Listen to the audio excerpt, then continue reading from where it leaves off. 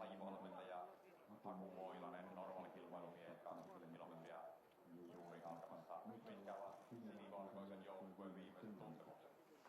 Hyvät fiilikset, kaikkia hyvällä päällä taas startissa. Pikkusen harmittaa on pieniä semmoisia hengitysoireita tuntenut tässä viime päivinä.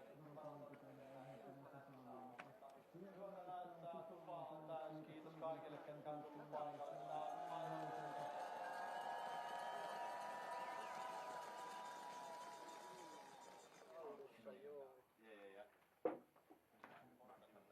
Kolme, kaksi, neljä.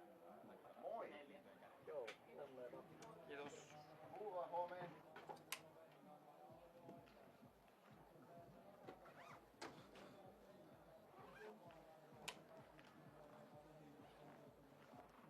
Viisi, kuusi, kuusi.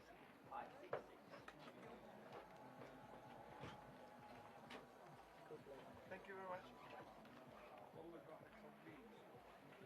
7, 5, 6.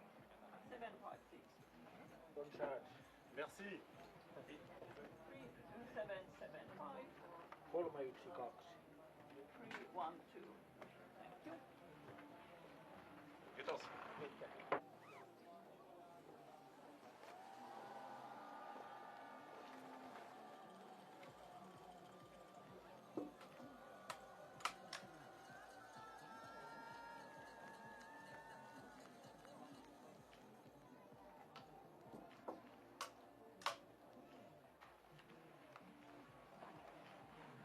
Yksi, 7, 7. 1, 7, 7.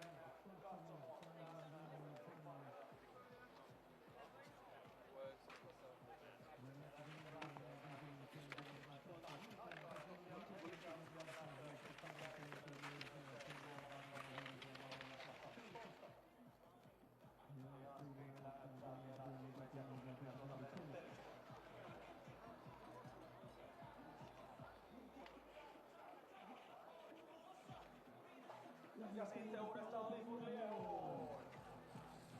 Ai. Hyvältä näyttää. Welcome to Kontiolahti for the final men's individual of the season. And what a race we have in store with a four-way battle for the individual globe. 4 laps, 5 laps even, of 4 kilometres. 1 penalty minute added for every missed shot as the athletes alternate today between the prone and standing visits to a range. Here is a look at what is an incredibly physically demanding course, but with plenty of nostalgia around this classic venue. What a venue it is. Above freezing today, a warm 3 degrees, although we will be dropping quite considerably back under freezing tonight. So here is the lay of the land in the battle for the individual globe. World Cup leader Eric Perrault has a 2-point lead over the Olympic champion Johan Olav Botten, with Emilian Jacquelin just 16 points behind his teammate Perrault. And Martin Uldal, he's off the pace, but would be able to capitalise on any slip-ups from those ahead of him should the situation arrive. Now, Perrault, Uldal and Botten all looking for their first discipline globes of their World Cup careers. Scott Dixon, former British biathlete and coach, I hope you have your calculator with you today. I absolutely do, and it's going to be a dramatic one. Like you say, a 4-way race for the top. But if you want to get even more crazy than that, which I love to do, there is always the chance that Stur the Holmla Gride has the possibility of climbing right up there to claim the Crystal Globe. Now, an unlikely outcome. I'm not going to be putting any bets on that, but it is a possibility, although I think Botten and Perrault are really going to take this one all the way to the very end. Well, we saw it yesterday, didn't we? A brilliant women's race that in the end came down in terms of the discipline globe to just 2 points.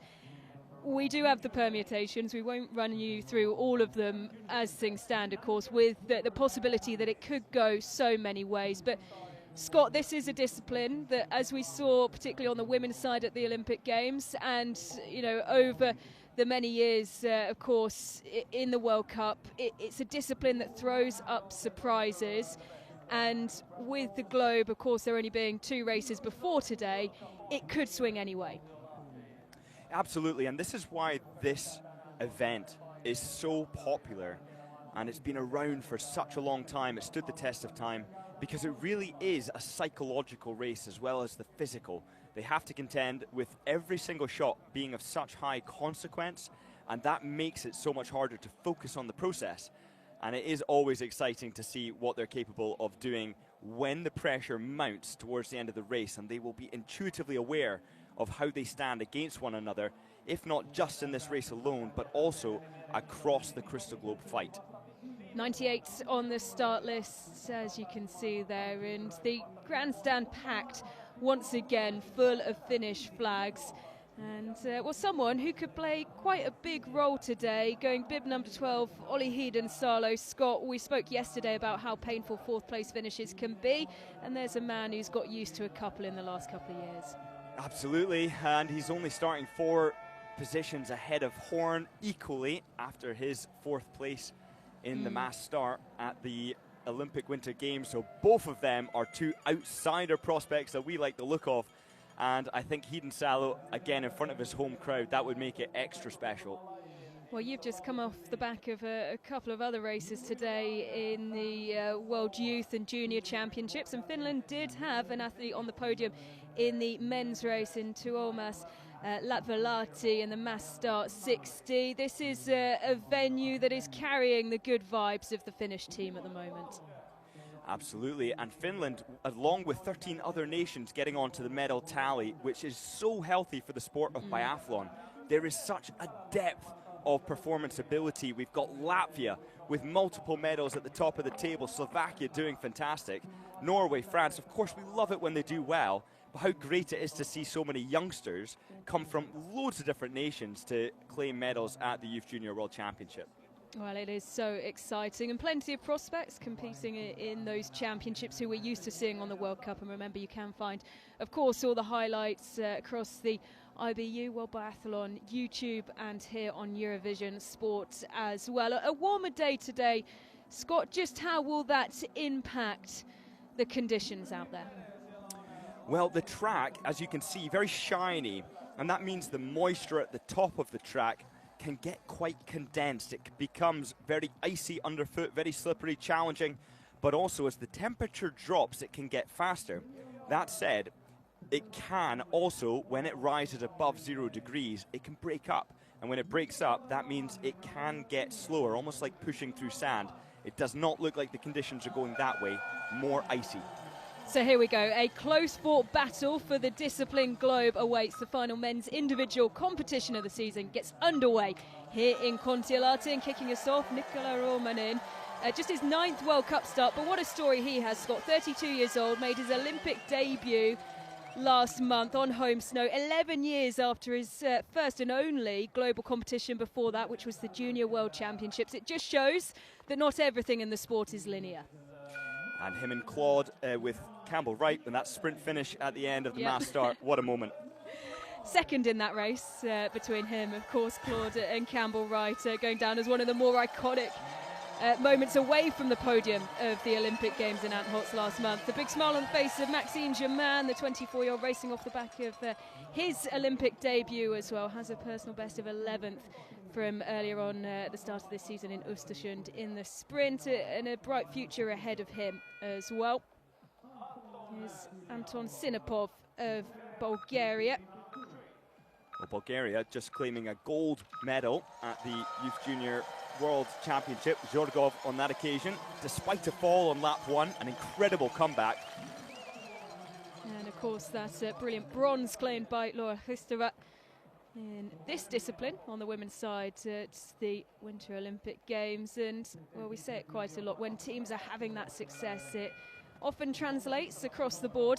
Final warm-ups and preparations as Jakub Borgula of Slovakia takes to the tracks. Across the board improvements in his second World Cup season.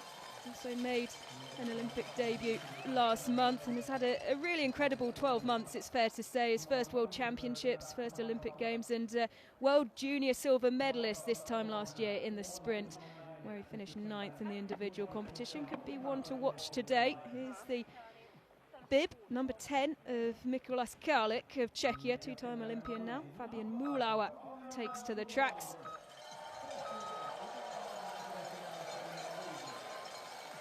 Another nation to have come away from the Junior Worlds today with a gold medal and a bronze. Not to keep bringing it back to those exciting races, I am just buzzing from them, but it's so great to see the medals come from some of the less well-seen nations. Of course, Austria up there with the best. Well, speaking of lesser-seen nations, one that you used to represent, Scott, Great Britain, and Jack Jeffries always has a big smile on his face. It's been great to follow his journey, in particular after his Olympic debut last month in Antolz. He's been documenting it all on social media. Previously, part of the French youth setup, where he was junior world champion himself as part of the French junior relay team.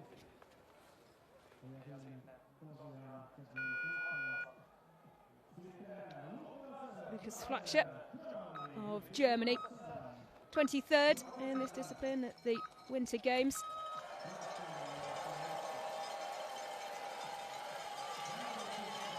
Lots of German fans out there today. The Germans will travel far and wide, all around the world, an opportunity to support their skiers. And today for Germany, I think there's a chance of a podium. Again, I feel like that's an outsider claim, but I think that there is a couple in with a possibility.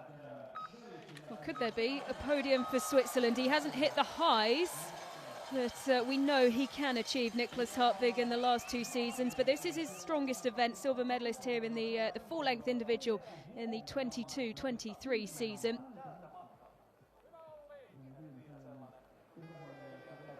As we head back out onto the course, and Nicola Romanen. Well, Scott, we will predominantly be stuck in the range watching this big flow of athletes come through as, of course, 4 shooting stages alternating between prone and standing. But this is an incredibly challenging and testing course, 5 times up the wall, and there really is little opportunity to rest. Oh, and there's, on the recovery moment, it's so fast, and then it's followed by a very hard left-hander. So you don't see it here on the screen, but just off to the right-hand side of where you see now is Germain now getting the lead by 9.1 seconds. That's significant, and Germain, of course, is super fast, but he'll have just come down that rapid-fire decline. And yes, as you say, heavy on the legs no matter where you are on this track. Well, there is Philip Horn, the 31-year-old, 4th agonisingly in the mass start at the Olympic Games. He was 3rd in the sprint in Hochfilzen earlier on this season, his first podium on the World Cup. Shmaev now of Romania. He set a new personal best just before the Olympic Games in the short individual, finishing 18th.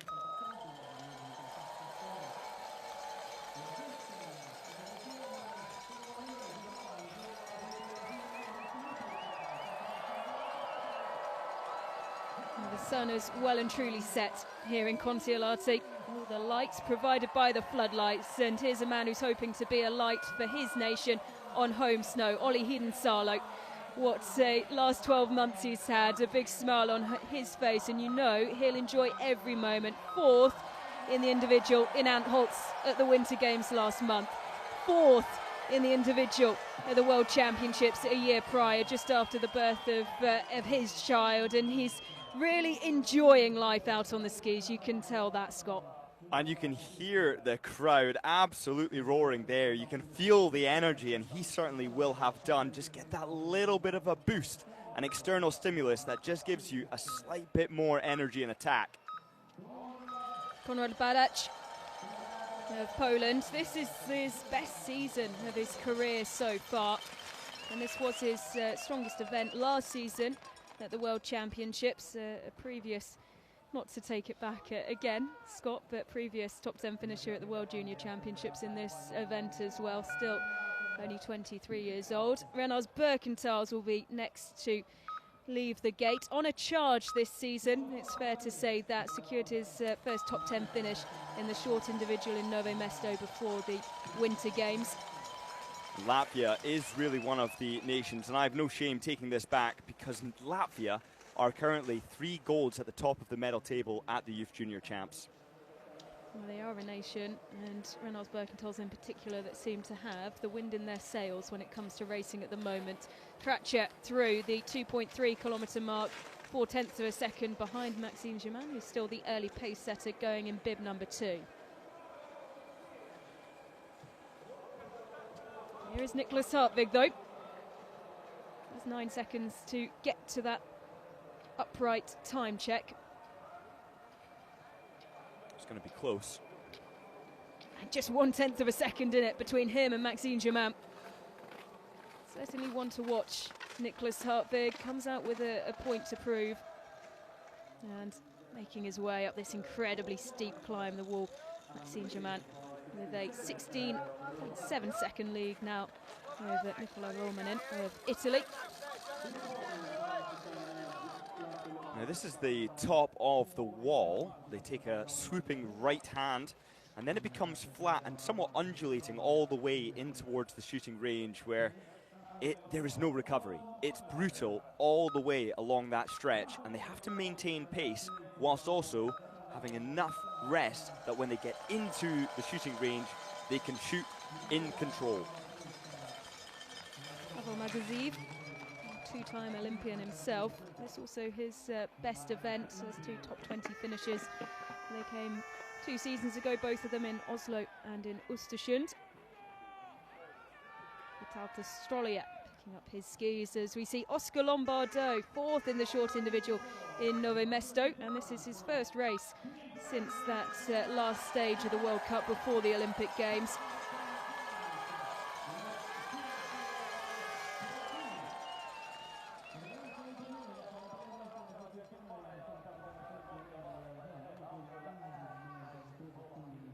Well, Scott, my eyes are initially drawn to the right-hand side of the screen and just how blustery it's become. Yeah, those wind conditions, 14 kilometres an hour, increasing to 15, dropping to 10. It's fluctuating, and that's worse. If it was just 15, that would be fine, but the fact that it comes up and down means that it moves clicks within a matter of seconds. Romanin needs to be attentive to those changing conditions.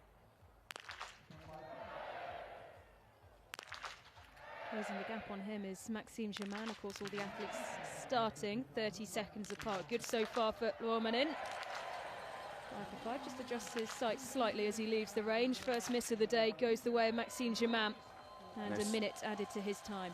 Yeah, so just adjusting the sight after he's done the shooting implies that he wants to keep it the same as when he zeroed, because he's locked that picture into his mind of what the flags looked like on a zero wind, as in the wind when he zeroed. So then when he comes in the next time, he can draw that comparison without doing the mental maths of what he changed coming to shoot 1. Tony Vidmar in that eye-catching Slovenian kit, racing this final trimester off the back of his Olympic debut.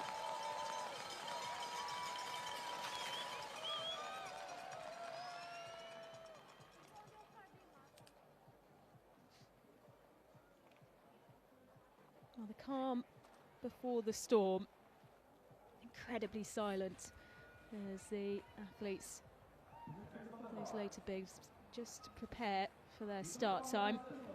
Fabian Mulauer coming in, 15.9 seconds ahead of Romanin. Well, the wind flags look ever so slightly calmer towards the centre of the range. And I don't know if that's just a freak moment of chance where we'll see it change, but Mulauer deciding to shoot in lane 12.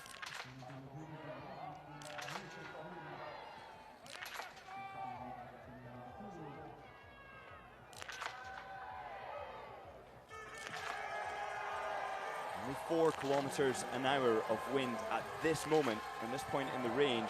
Excellent shooting, great control capitalising on that dip in wind. And we will have a new leader with 5 bibs through. Fabian Mühlauer of Austria takes the lead.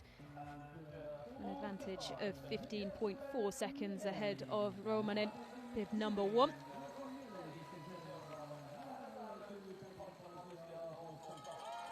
There's Jeffries. And our eyes will be with Lucas Fletcher. It's 0.4 of a second his advantage over Mühlauer.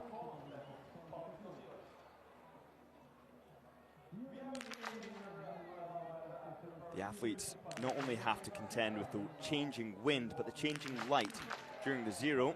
It's bright, and then it falls to darkness by the time they come into shoot in the race.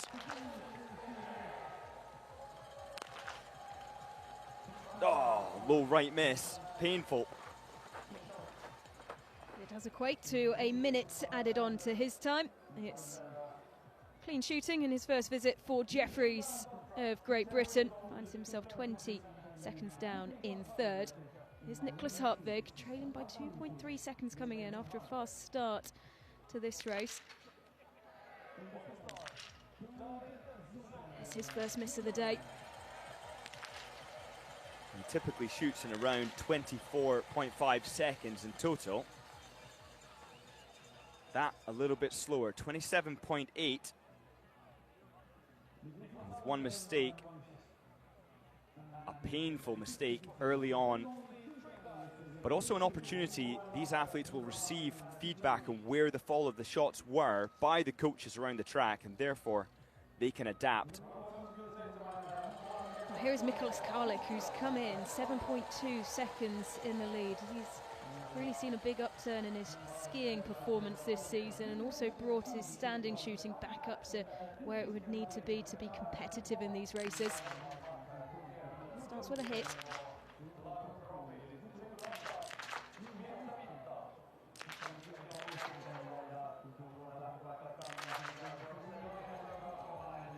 Covers himself well, just one miss. Yeah, the fastest by 4.1 seconds coming into the range. Perhaps, in terms of pacing, he could benefit from a little bit slower to pace. And here is Olli Hiidensalo coming into shooting 1. Trailing at the last time check by 8.5 seconds.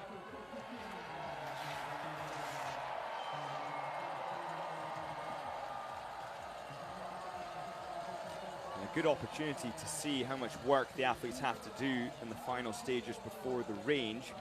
There's a bump, there's a slight decline, but all of it is hard work, and you can see that 50-meter gap there between the shooting mat and the targets. It does give some brilliant perspective. 2 flicks left, or anti-clockwise, therefore moving the sight to the right for Hiidensalo of Finland.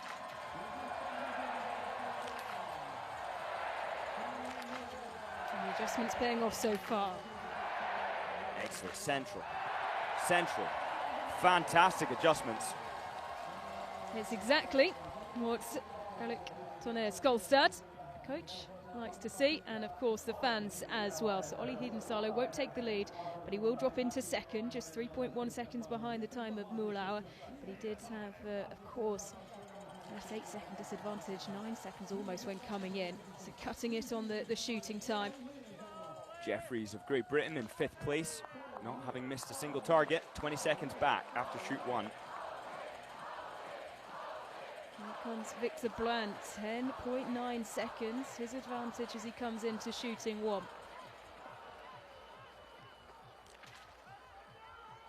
And he has one top 10 finish on the World Cup.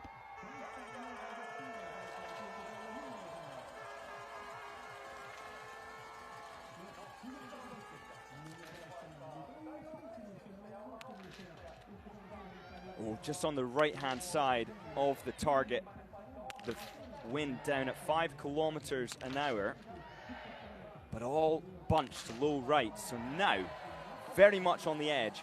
The coach is going to have that on a magnet board. Then a photo will be sent out to the staff around the track. They will then replicate the image that Victor Brandt there with his now leading time of 18.5 seconds where he shot and where those rounds fell, so that he can make a decision whether he adjusts his sight according to those clicks. He has the lead. How long will he hold it for? Because here's Philipp Horn of Germany. Had a good margin coming in. Needs to hit 5 and does hit 5. And we will have a new leader. Yeah, Horn, one of the athletes who I think can do very well today. Just outside, 1.8 seconds. Of course, coming from a little bit further back on the mats. So just tucked in behind Victor Brandt. 33 seconds to shoot. He's the slowest of the 16 athletes to shoot so far.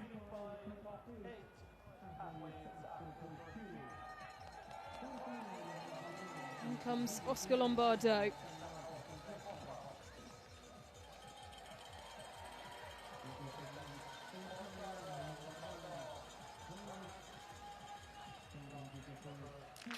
It's very possible to start with misses in an individual and come back from that, as we saw with Emilian Claude and Nova Mesto, missing 2 and then clearing all the remaining 15 targets. I love the way that Lombardo locks his right shoulder into the butt of the rifle.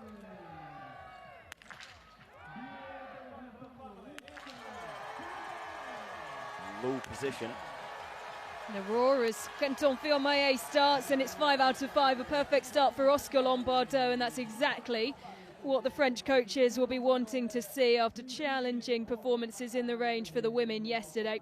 They set the standard so exceptionally high, and it's third for Oscar Lombardo, 15 seconds exactly behind Victor Brandt.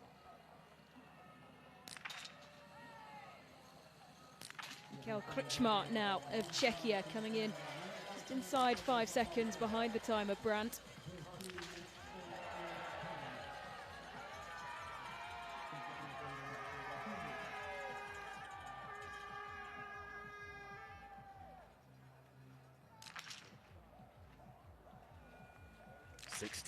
.1 seconds to get to the first shot is below average.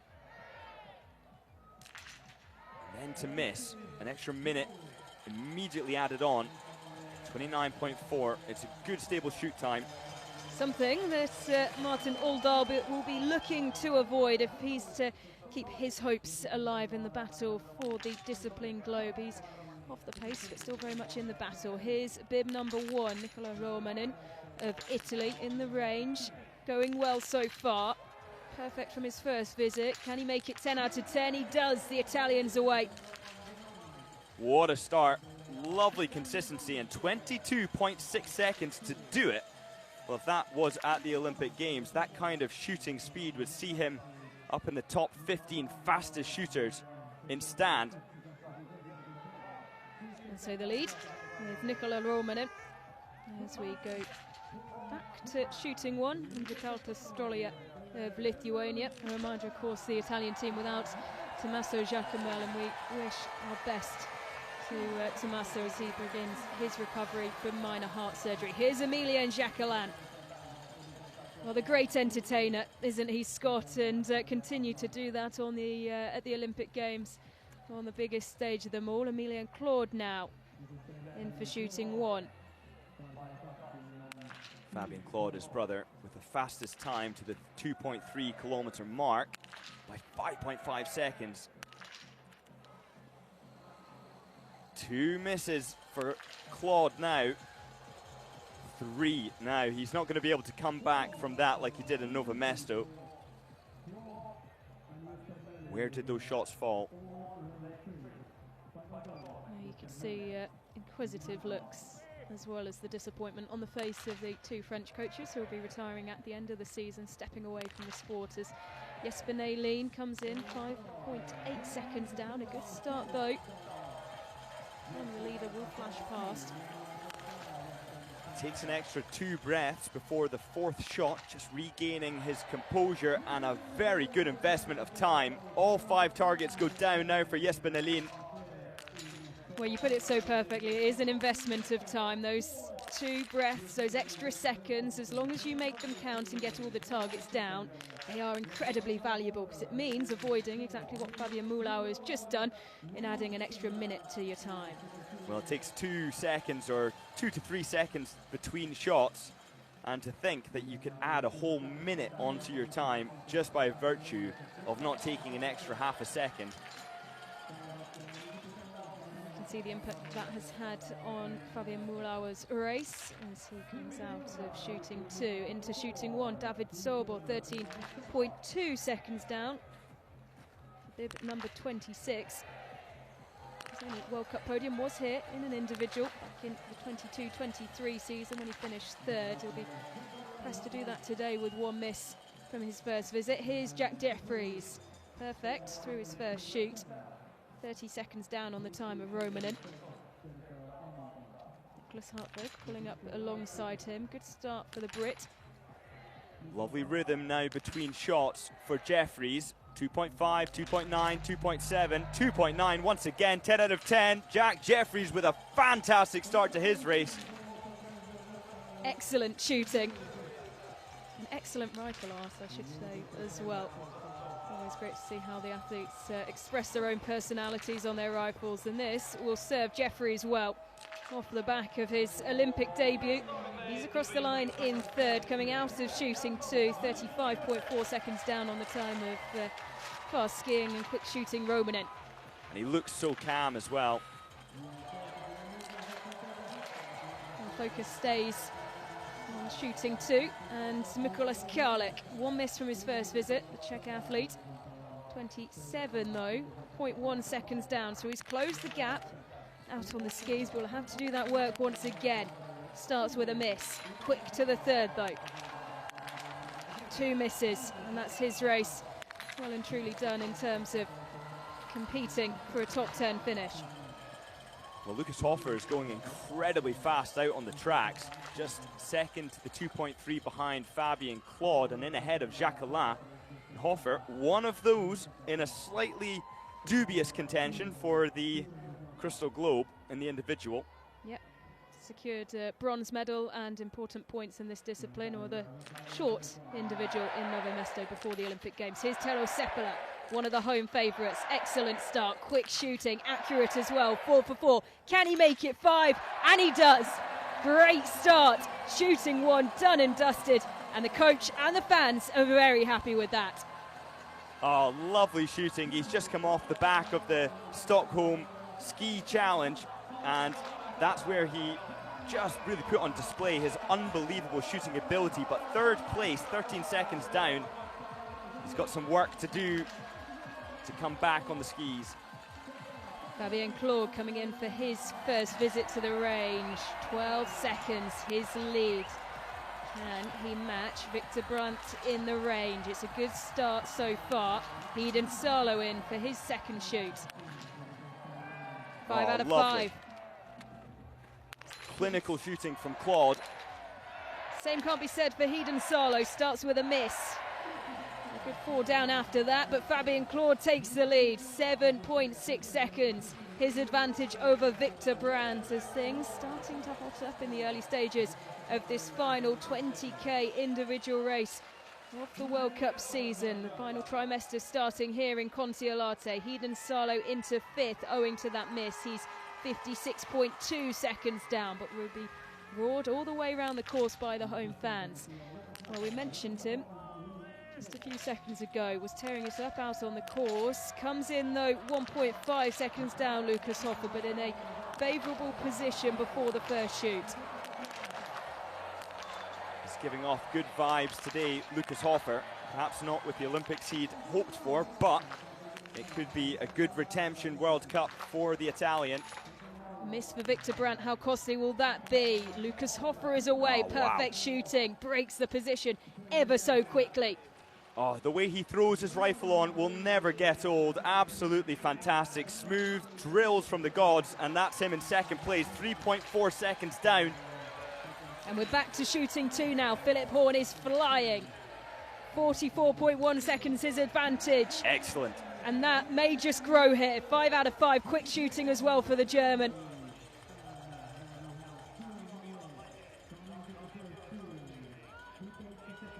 Horn skiing well. He's got the 4th fastest time on lap 1. Currently 2nd for lap 2, but hard to measure because so few have come through. But he's skiing around the time of Quentin Fielmaillet.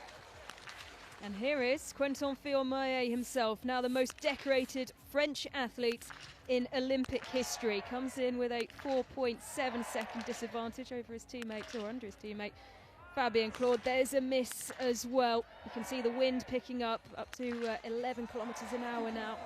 Has to settle his mind. Unlucky, lucky with that last shot, to say the very least. It was a bit of a scrappy shoot, and he can be thankful to only have one mistake there, but he's going to have to take that information he gets from the coaches to recuperate from that early scrappy shoot.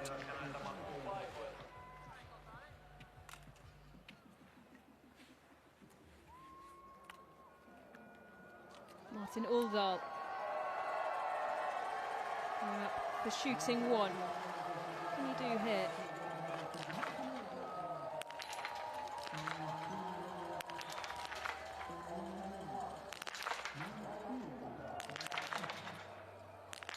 Bordeaux with his first miss of the day.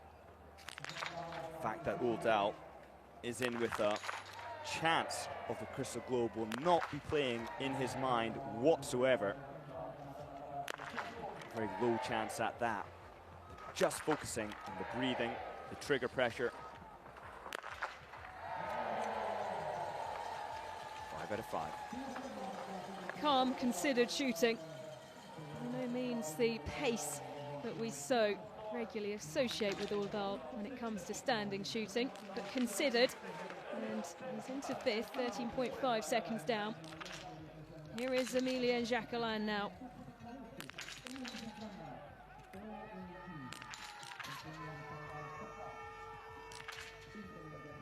Really taking his time to nest into the position and get all the pressures right with the hand stop, the elbow. And starting good, but a big miss up to the top left. And then a clip at the top. Lucky with the fifth. What he would have wanted. Bronze medalist in the pursuits at the Olympic Games. Did take silver in the short individual just before those games in Nove Mesto.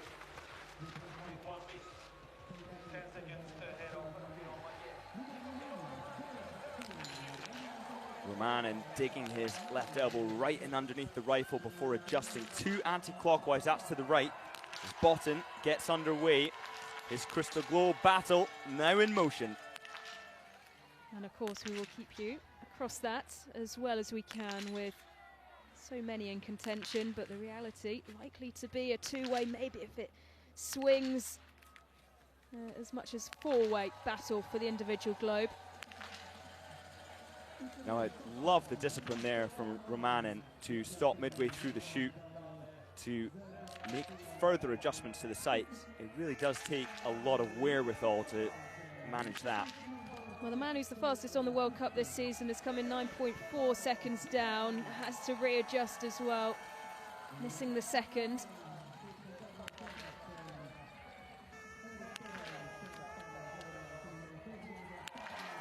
Olympic champion in the mass start, and well, here is the man in the split yellow and red bib, Eric Perrault, who leads by just 2 points in the battle for the individual globe, the first that is up for grabs this season.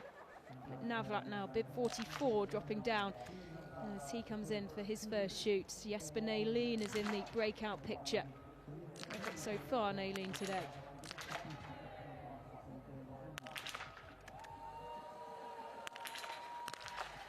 Nylén with a miss. Navrat, one of the more controlled and measured shooters, has come in with the third fastest ski time.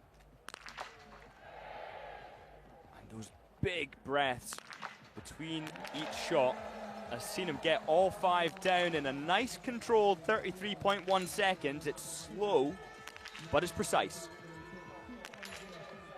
And he will be just inside the top 3. Third goes Philipp Navrat, 6.4 seconds behind the time of Fabien Claude. Lucas Hoffert just ahead of him. Victor Brandt going well to retain his fourth at the shooting 1. Here is Campbell right now. Just making his way into the range. See how much movement is going through those red wind flags.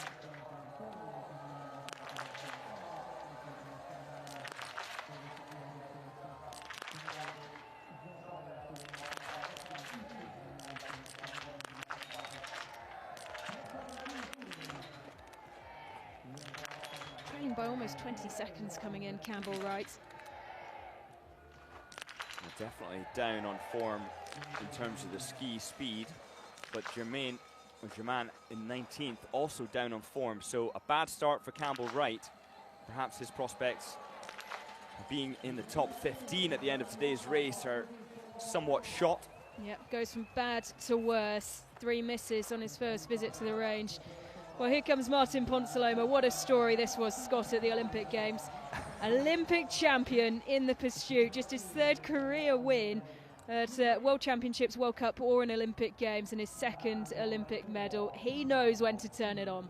Well, it's unbelievable how he manages to get these top results at those big event moments, but he's got a mind for it. Somehow he's able to hone his focus, but with that miss now to the low left, that is foreshadowing a group that is down low right.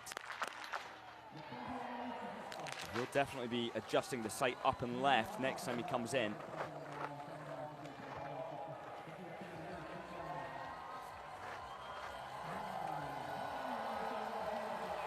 So down in 26th, Martin Ponsaloma.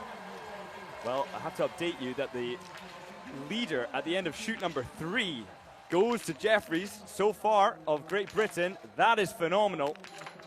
He is the first clean athlete through shooting 3, Jack Jeffries of Great Britain, and has a 11.5 second lead over Nicola Romanin. How long can he keep it going for?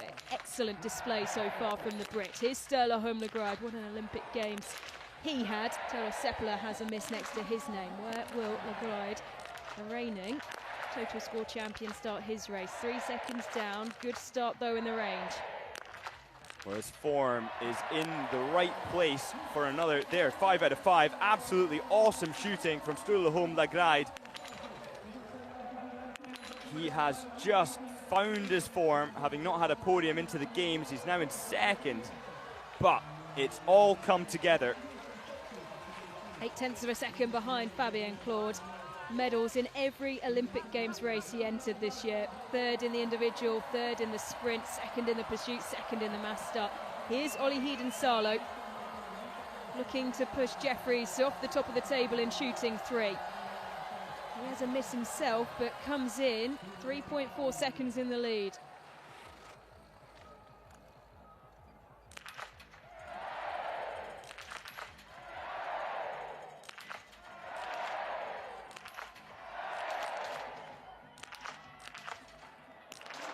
Second miss of the day for Heiden-Salo. Sebastian Samuelsson now dropping down into the prone position. Starts with a miss though, already trailing by almost 10 seconds as he came into the range for the first time. On the 0, he was adjusting his rear diopter to allow in more light. Having an adjustable diopter means that they can close it, open it in accordance with how much light response they're getting from the target or the surrounding area. The brighter, the narrower the rear diopter should be. Lucas Hofer, again, giving off those good vibes. Half a second down coming in. He's quick on the trigger, accurate as well. 10 out of 10 for Lucas Hofer. Wow. What a day this could be. He just disappears off the mat. It was like he never stopped. So dynamic when he's in good form, and you can see that he absolutely is in good form. 3.5 seconds down. He's into 2nd now. Lucas Hofer, who took a bronze in Nove Mesto just before we broke up on the World Cup for the Olympic Games. Here's Philip Horn further down the road. This is shooting 3, where he finds himself with a lead of 56 seconds. You can see Jeffries pushed down to 3rd now. First miss of the day though for Philip Horn. Oh, big miss. Yeah, really throwing the opportunity there out the window, and what a shame for Horn. Finds himself down in 5th now. Now it looks like the Norwegians with Botten, Legride, Christensen, Dale Shevdal, all 7th to 10th at the 3.4 kilometer mark, having similar times off the lead, suggesting they're pacing themselves very controlled on lap 1.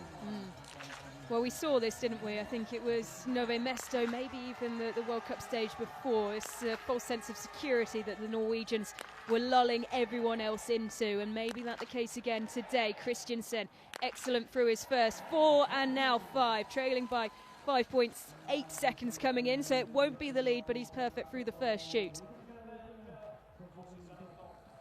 Fourth for Vetle Sjåstad Christiansen, 4.4 seconds fittingly behind the time of the leader.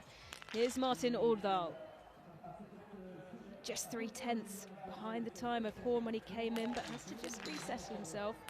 That left elbow just not getting the traction he was looking for. It is a big delay to get the second shot down, but total discipline. Ah! Till the last, 9 out of 10 for his first 10 targets. Here's Johan Olav Botten, the Olympic champion in this discipline. 2 clicks right before he fires the first shot. The wind flags are fluttering ever so gently, but enough that he makes a fine adjustment. There is the first miss. How costly will that be in the battle for the discipline globe? He's just 2 points behind Eric Perrault, who we are yet to see in the range. Limits it to just 1. Well, he adjusted back. He had the control and, again, wherewithal to think about the changing conditions during the shoot, not getting carried away with just firing. The consequences of each shot missed is too high. And here is Eric Perrault, finished behind Johan Olav Botten in this discipline at the Olympic Games. He is the reigning world champion, of course, in the individual event, and wears that split yellow and red bib. Trails by 3.9 seconds to his compatriot Fabien Claude coming into the range.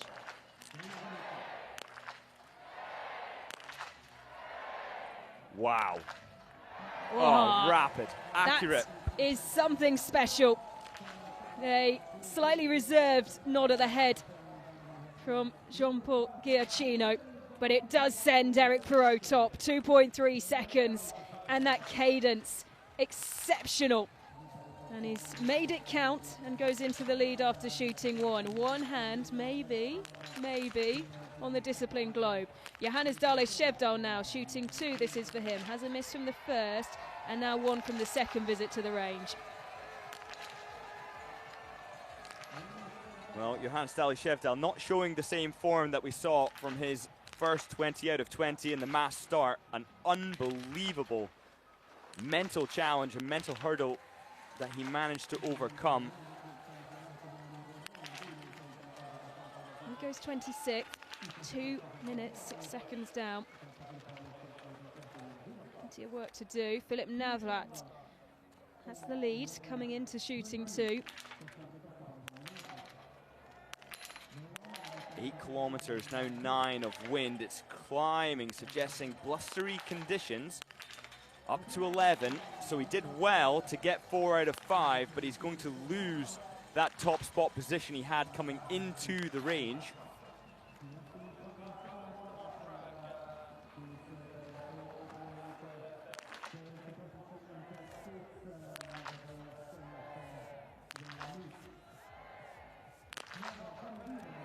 With Jesper Nalin shooting 3 of 4 for him.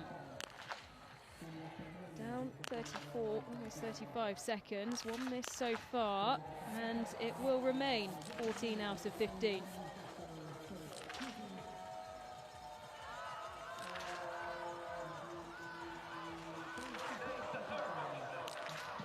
So into third, Jesper Nalin goes, shooting 3 of 4. He's just passed through, and we have 25 of the 98 through that point. This is shooting 4 for Lucas Fletcher.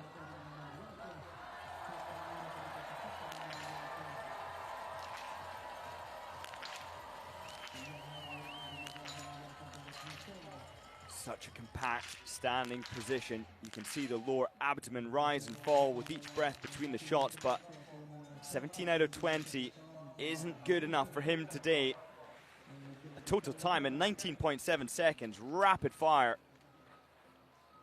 Most athletes taking somewhere in the region of 25 seconds to get all the targets down in a controlled manner in an individual, but Fracture in third, that's a time that's certainly going to be bumped down and down time and time again throughout this race.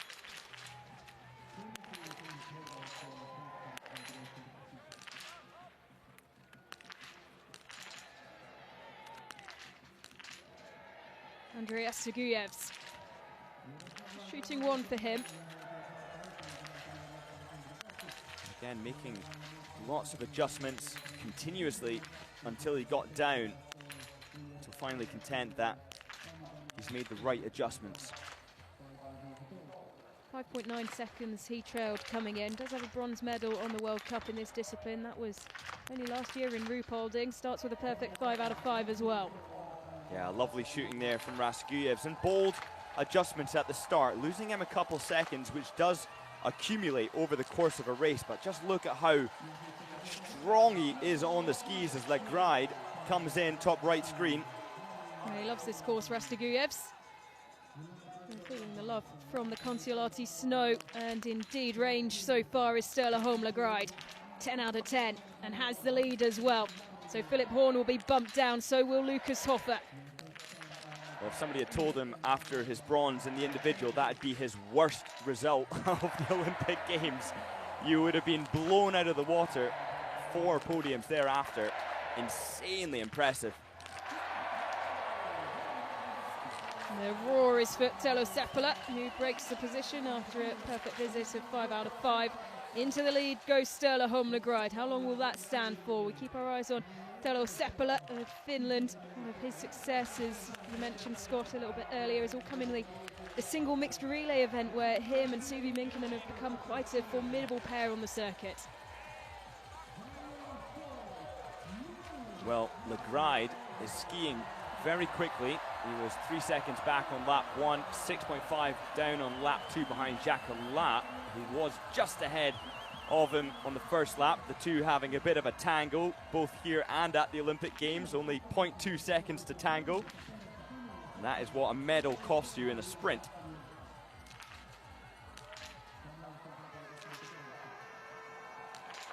For one last time in the range. And this individual, Ollie Heiden-Salo, pulls up. You can see how he sinks his left elbow down onto his hip, finding purchase and traction. Create a stable platform down through the skeletal structure. Rapid fire, but one miss. And the second, third, and fourth visit is just too many. Here's Lucas Hoffer, comes into shooting 3 with a lead of 55.7 seconds. Can take his time here.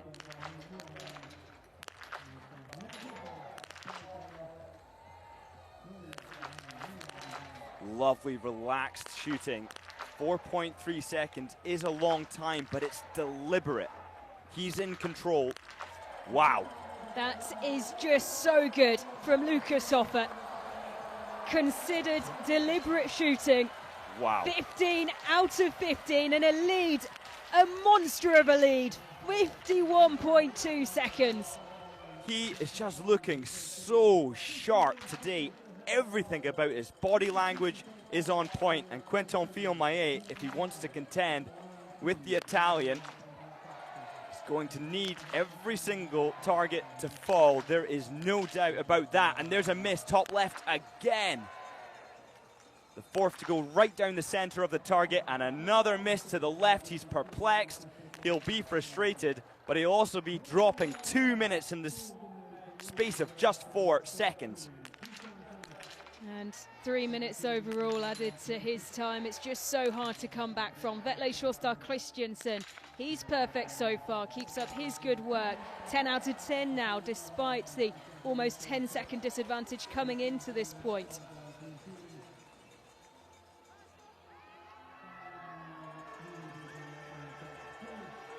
Well, he's lost 18 seconds in terms of ski speed on the first 2 laps, which is quite uncharacteristic of Vetle Sjostad Christiansen. Second place behind Legride after shoot 2.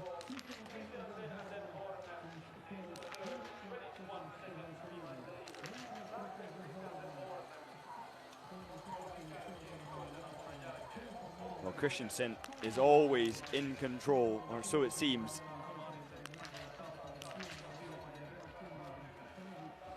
So with a perfect record so far, Marcin Zawol of Poland. No, 54.8 seconds down. Zawol. Botten, 32nd coming in to shoot number 2. 1 minute and 24 seconds off the pace. Of course, one of those minutes accounted by the missed target.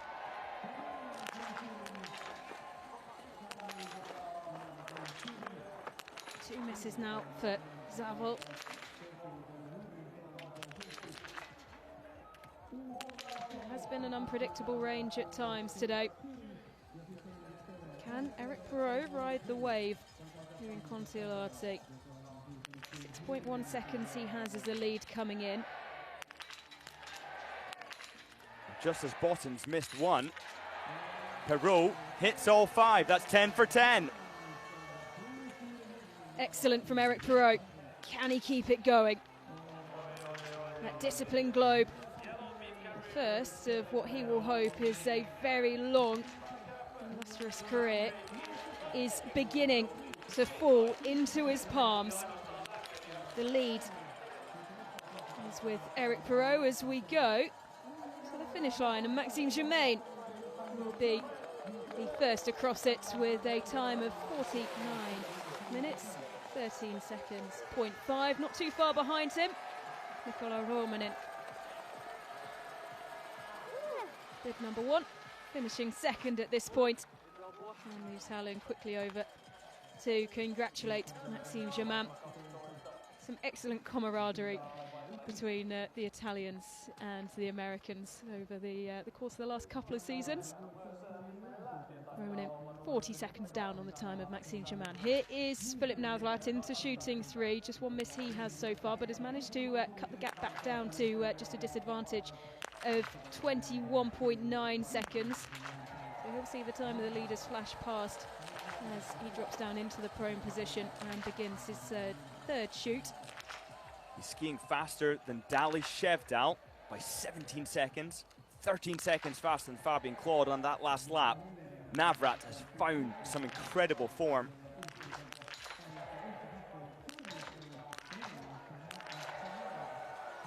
And the form is back there in that third visit, making up for the miss on the second.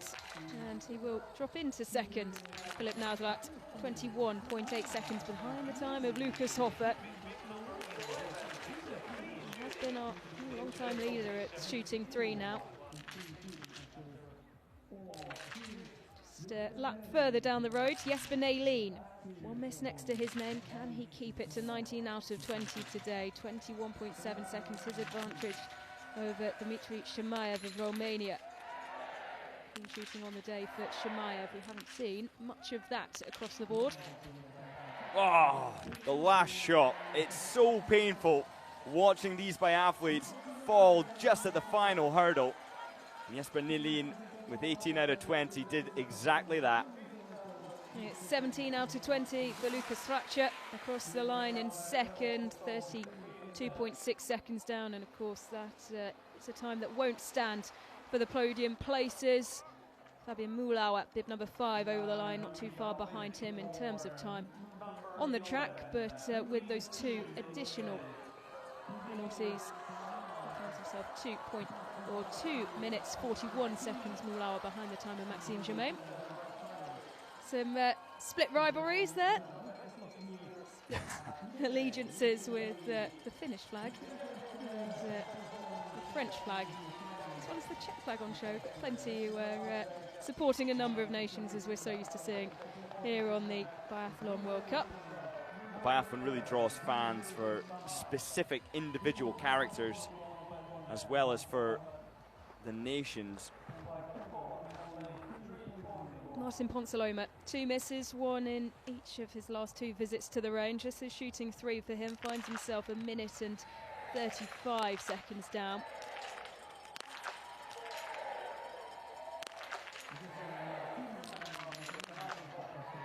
It's lovely control, absolutely formulaic rhythmical. It's a shame he never started out with that, but he's looking up at the screen to get a sense of where he is, and 10th is a good indicator of potential for the top 6. Here's David Zorbel, second miss of the day for him.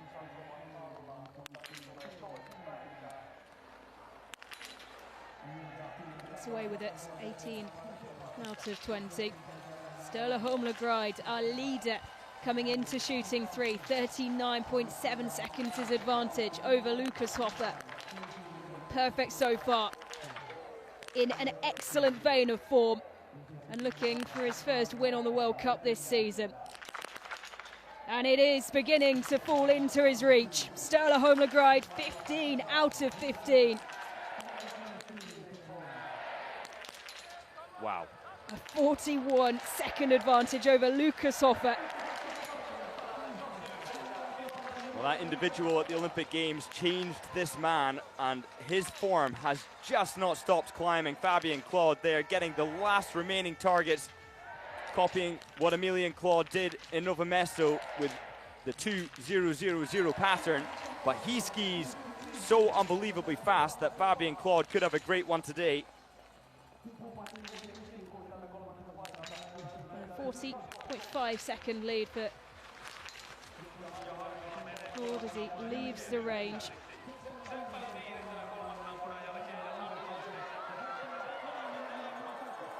Look at the speed that Claude dancing along the straight there. You'll see him on the right of your screen shortly, just as Heaton Salo sprint finish now. All the support from the crowd. As he comes into the finish line, Telo Sepolo was leaving the range. All the noise for the Finnish athletes as Heaton Salo goes across the line in 4th. Would have maybe hoped for more today. He knows what he can do. Will be bumped down to 5th. Victor Brandt coming across the line, not too far behind him, our new leader at the finish line. Here's Sebastian Samuelsson, Brandt's compatriot. Losing 20 seconds a lap on the skis alone. He needs to hit, but he doesn't. Those 2 mistakes, too costly now, especially with how much time he's dropping just on the skis. Lucas Hoffer looking for a perfect 20 out of 20. Not as quick as Sturla Holmlegreid on the skis, but can he find himself on the podium once again today? It's an excellent start.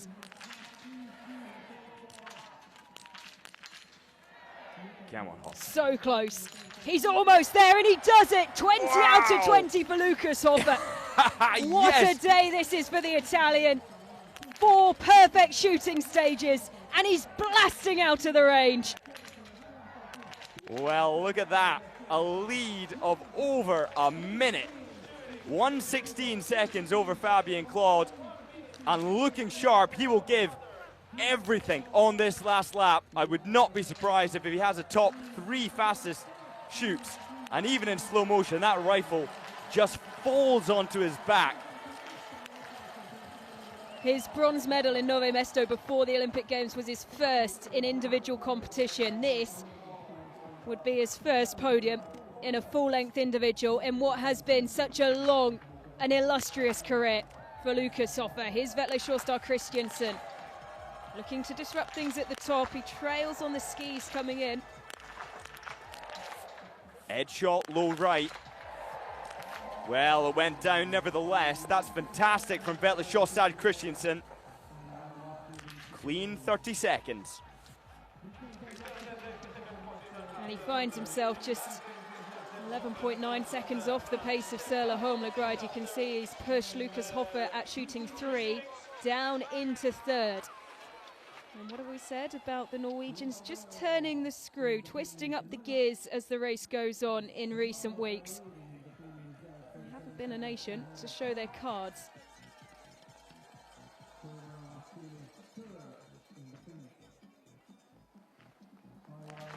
All apart from Sturla Holmlegreid today, who has been flying from start to finish. Here's Martin Uldal, has 1 miss to his name. As in comes Emilien Jacquelin, that's his 3rd miss of the day, not to be for the Frenchman.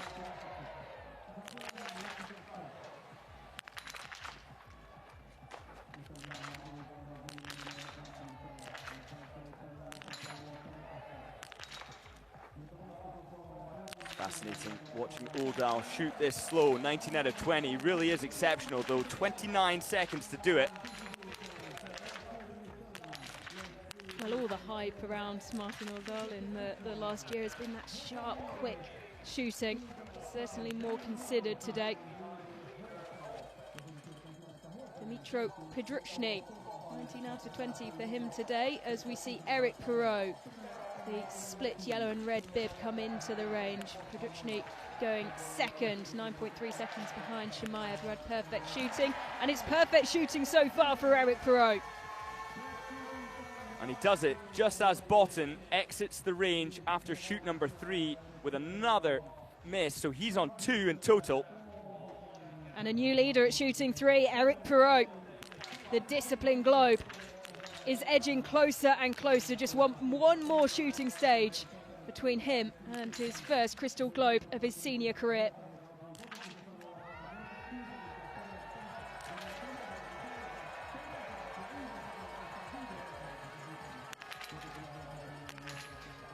And now the emotion, you can start to see it. So reserved through the first hour of this race, the French coaches not giving anything away. And it's also important for the coaches to retain that image of calm and collective, because the athletes need to think about the process, and when they see the coach respond with positive emotions, negative emotions, it can change their mindset to be thinking, okay, I need to get these targets to please the coach. Johannes Daly-Shevdal did just that at the Olympic Games, replicated it with his last 10 just now, but with the first 2 mistakes early on, 2 misses too many to compete for a win.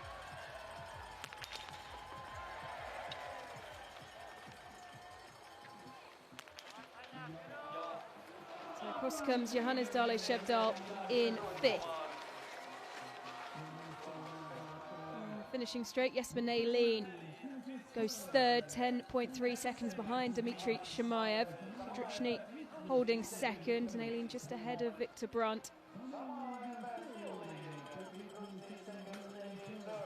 What an improvement this would be in terms of his individual discipline performance for Eric Perrault. 5th last year, he took the individual globe, or the solo globe, of course, in the mass start. This would be his first individual globe of his career, and he's lining up for a handful more before we reach Oslo. Here's Adam Runnels. Great shooting so far from him today, dropping his first on the 4th shot of that 3rd visit. 14 out of 15 for Runnels.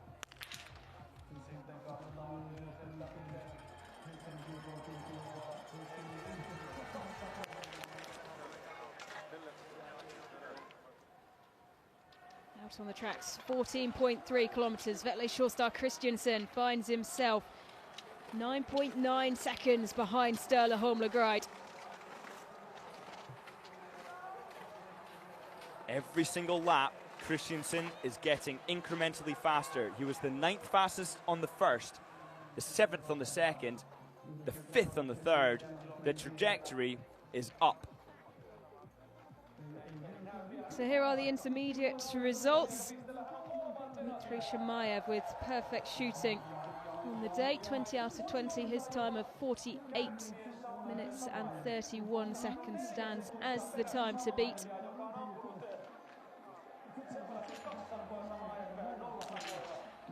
It's a personal best, Shemaev, of 18th, and that was set in the short individual in Nove Mesto just before the Winter Olympic Games. This is best discipline and showing it once again today. Here's Rastagujevs of Latvia. Perfect so far, 10 out of 10. This shooting 3 now.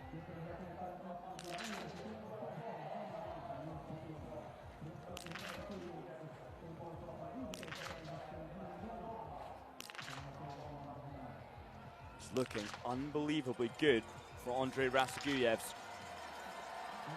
Till the final shot. Oh, that's painful to watch. Fabian Claude across the line, our new leader at the finish line. 1 minute and 12 seconds faster than Dmitry Shemaev. This is with 2 missed targets. Teros Seppala now being urged towards the line as we watch Sturla Holmlegreid. And just a brief look at Legreid.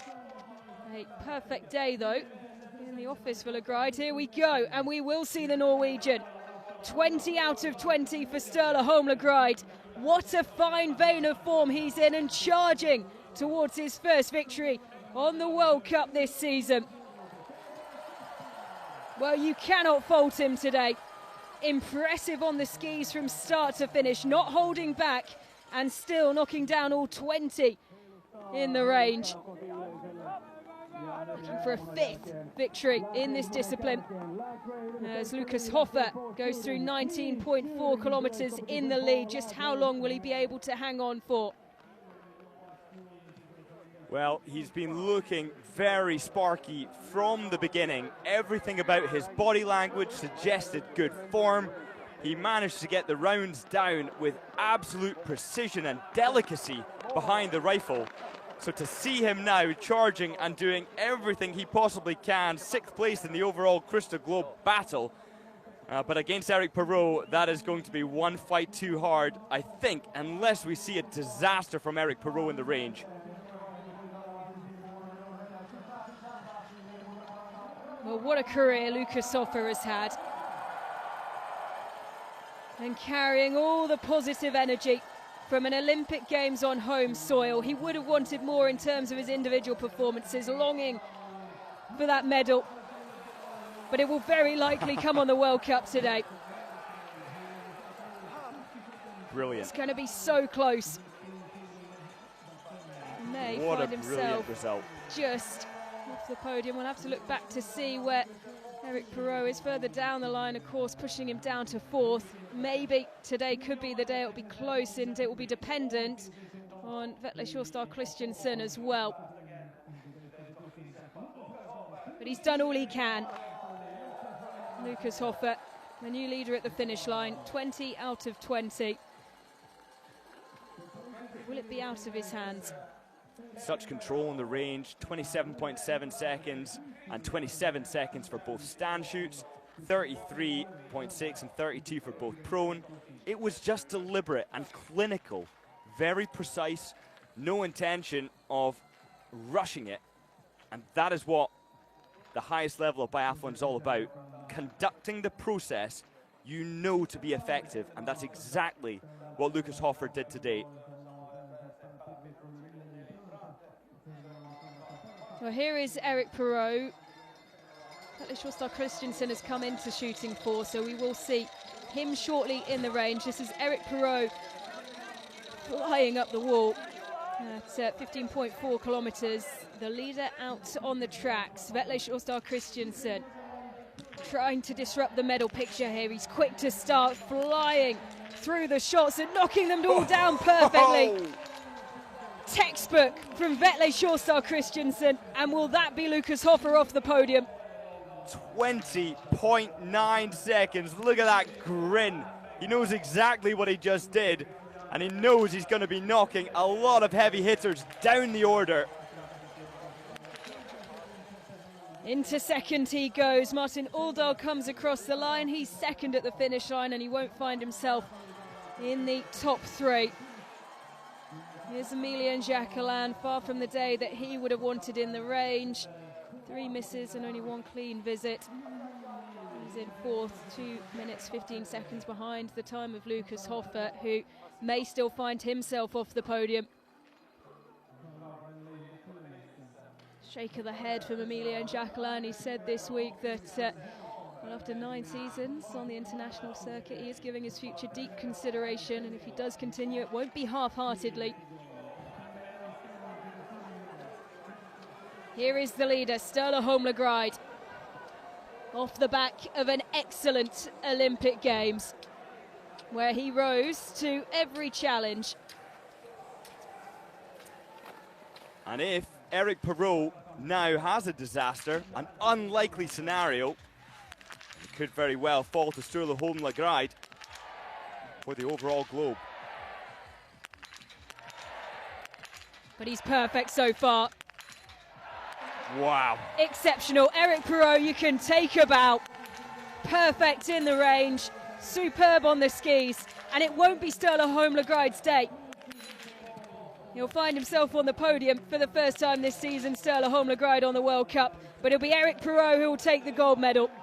And he will, in turn, take the discipline title in the individual for the first time. No maths required. It is as simple as that. Eric Perrault with such a beautiful shoot there at the end. And so many rising to the top level despite the wind conditions as Johannes Dali Shevdal comes across the line in 4th place right now. And he will be immediately bumped down to 5th because Philip Navrat is across the line in 2nd. That won't stand as a podium finish, and neither will the time, disappointingly, of Lucas Hoffer, who will be just off the podium despite his perfect shooting today.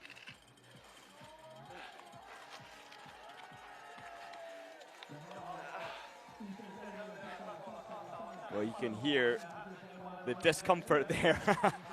These athletes push to levels that most human beings will never experience physically. And Navrat there just loosening up the quads, cramp, discomfort. Eric Perrault knows how to handle every single one of those challenging elements and still be able to hit a golf ball sized target from 50 meters away while his lungs are absolutely screaming, the heart is beating out his chest. So there are the intermediate results after the shooting for Eric Perrault. Gets the job done, and he had to do it in style because Sturla Holmlegard, Vetle Sorstar Christiansen and indeed Lucas Hoffer were pushing him all the way. Adding to his individual, well, adding a first individual globe to his collection after finishing 2nd in the mass start battle last season. His first individual solo crystal globe goes his way as we look at Arttu Heikkinen of Finland. 5 managing so far to get the perfect 20 out of 20 despite the fact that the wind conditions are challenging. And now is Heikkinen gets the first round in 16.4 seconds. 2.1, 2.1. It's smooth, it's controlled all the way to the last shot, evenly matched. 28 seconds to do all 5. And Arttu Heikkinen coming now off the back of some great races at the European Championships.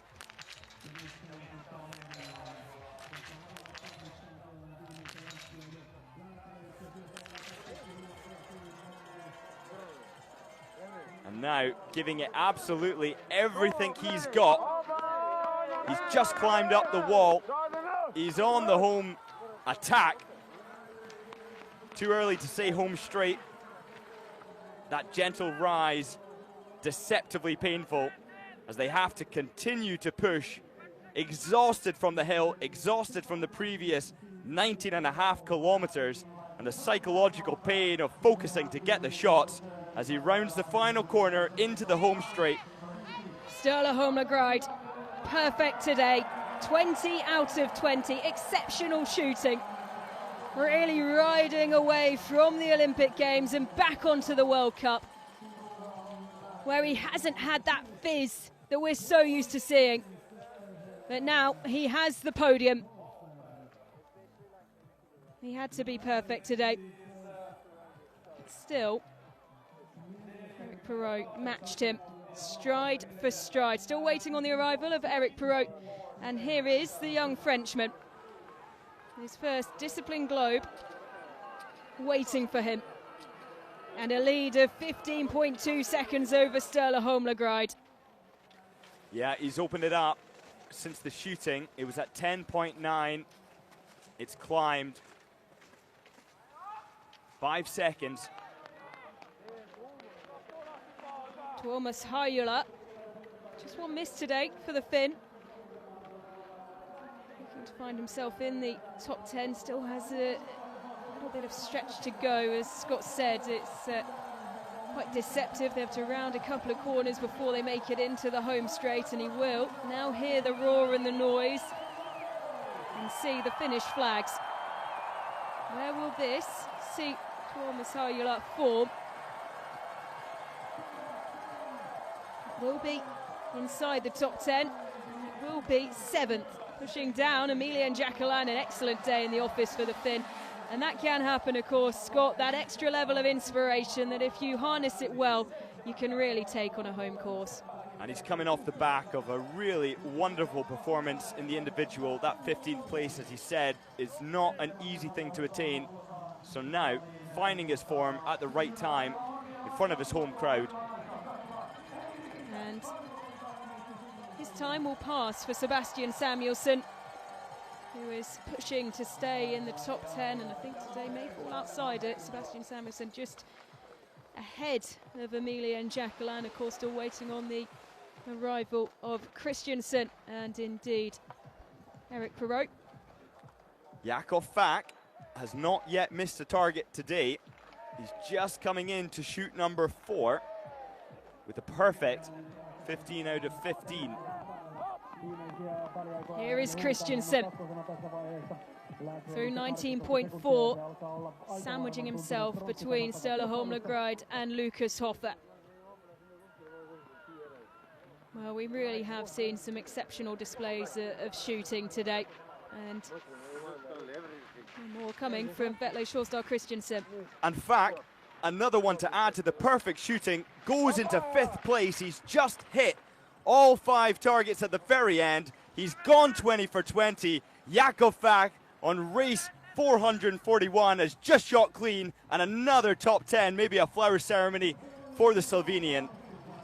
Well, what an incredible story and what an incredible career Jakov Fak has had. Individual world champion actually here in Kontiolahti in 2015. He also took world championship golds in Ruhpolding in 2012 as well, and an Olympic silver medal in 2018 in this discipline. Vetle Sjåstad Christian, though, across the line in 2nd. Still waiting for Eric Perrault to find his way into the finishing straight, but he did have an advantage and a healthy one last time we saw him. And here he is, Eric Perrault, bringing it home for France, wearing the split yellow and red jersey. Red indicating himself as the discipline leader, and for the first time in his very young but already incredibly successful career, Eric Perrault will have his hands on an individual crystal globe. The discipline globe will go his way at the end of the season, presented with it in Oslo, but how many will he have within his grasp when we end the season in a fortnight's time? He has been superb. The young star who has been touted for so many years and has now risen right to the very top.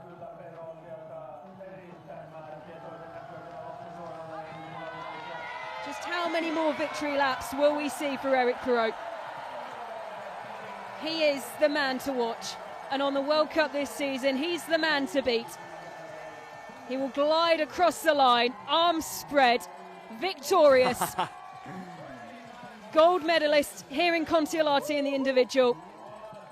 And that sparkly, small discipline globe is his. Will he add the big one? We will have to wait and see, but his advantage is there. And he continues to show exactly what he does best. Well, Scott, last year so much was spoken about this young man and his ability to go all the way, with the retirement of Johannes Tingesbo and maybe, of course, with Sturla Holmlegreid taking the total score last year. Did you expect that we'd see his rise to the top happen just as quickly as it has done this time round? Absolutely. Yes. It was foreseeable, it was projected, it was predicted. The only thing that wasn't is at the start of the season, he kind of gave off the vibe that he might not get there. And perhaps his Olympic Games wasn't as impressive as some had thought he could achieve there. Nevertheless, of course, phenomenal. But Eric Perrault, I think, is exactly where people expected him to be, with the level that we're going to just see get even better with years to come. Well, Simon Folkard said this week he simply has to stay focused and race like he did at the start of the season. Take the weight off, forget about the races, forget about just how great the prize could be at the end of the season. And he's done the job today and done it ever so well. Perfect shooting in a field where the shooting was so standout today, with the top 4 all finishing with a perfect 20.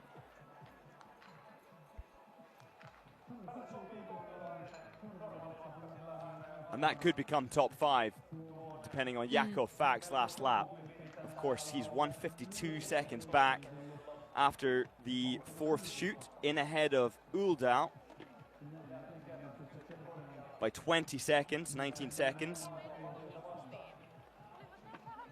And so Eric Perrault in the discipline battle finishes on 211 points. Well clear of Johan Olav Botten, of course, today, his closest contender, who currently stands down in 16th. And of course, with this exceptional run we're seeing from Jakov Fak, who's in 5th at the 18.3 kilometre mark of this 20 kilometre individual, will be bumped down, Johan Olav Botten, once again. So lovely to see that 20 out of 20 again for Jakov Fak. 9 victories to his name, one of the OGs, and still managing to pip the likes of Uldal of Norway. How cool is that? At the age of 38.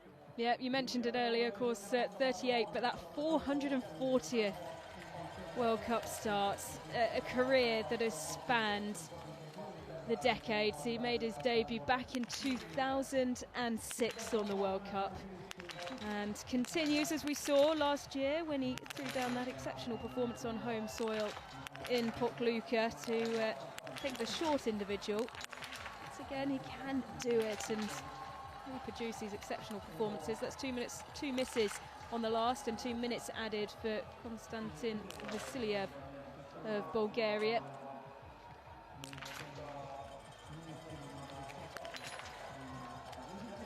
Unusually curved rifle stock, a unique design.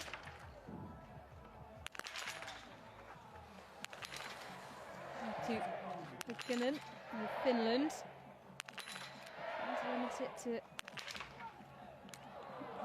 17 out of 20, and he can't 16 out of 20 today. Well, one of the likelihoods that will now happen, of course, with Jakov Fak flying around the final lap, is that it won't be the first World Cup points of his career for Jack Jeffries, who sits in 40th at the moment. Just 2 misses, an excellent day in the office, but ever so close to securing his first World Cup points, and he will be pushed down by Rastaguyevs, who's across the line in 8th, just outside of the flower ceremony. He's 3 minutes off the pace of Eric Perrault.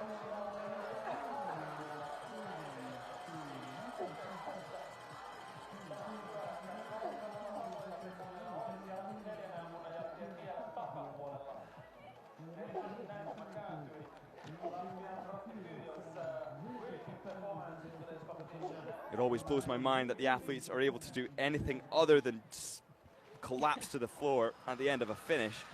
The way that they smile, something I was certainly never able to achieve, but then again, I never had a World Cup top 10, so perhaps that gives you an extra incentive to smile and cheer. I think the cameras certainly add something, as Patrick Jakob across the line. 18 out of 20 for him today, into 30th. And he's taken from the Scott Dixon approach to finishing races. Oh yes, the more drama, the better. Well, up the wall for the final time comes Jakov Fak, just falling down to 6th. And it's so close with Filip Navrat, just 0.2 of a second in it between Jakov Fak and a flower ceremony. He's in the latter stages of his career, and moments to stand amongst the podium places, amongst the flower ceremony, where they don't come around too often, and he's going to have to battle for the privilege once again today. Sebastian Stolder, 19 out of 20 for the Swissman today, not bad in the range, and just struggling to match the pace on the skis. He's across the line in 19th. Well, Fak losing approximately 32 seconds on average per lap, and whereas you can see Uldal only 1 minute 3 seconds back, so that divided by 5, obviously much less than the time Fak's losing. So it seems now impossible for Fak over the last couple hundred meters to gain that time back lost to Uldal, who at the last checkpoint, 19.4, was 3 seconds ahead of him. So Oldal perhaps now safe in 5th, but Navrat's time, it's going to be on the edge. And it will be Jakov Fak who falls outside of the flower ceremony. A shake of the head, really not much in it at all as he lost that time around the final lap. Martin Oldal currently occupying the final spot in the flower ceremony, and it's more than fair to say that Jakov Fak was the last challenger, and was the last challenger because he hit 20 out of 20 today. You can understand why Bib 69 is feeling incredibly hard done by there, just lacking the pace that he used to have in his legs. Karol Dombrovski of Lithuania, 18 out of 20 for him today, and it will be a top 40 finish and World Cup points for him. If you are joining us for the first time off the back of a record-breaking Olympic Games, athletes who finish in the top 40 do secure World Cup points, and they're incredibly important now we come to this point of the season, not just for the discipline globes, which we have been speaking quite a lot about today, as Eric Perrault has claimed his first small crystal globe of what he and I think everyone watching around the world hopes will be a very long and successful career.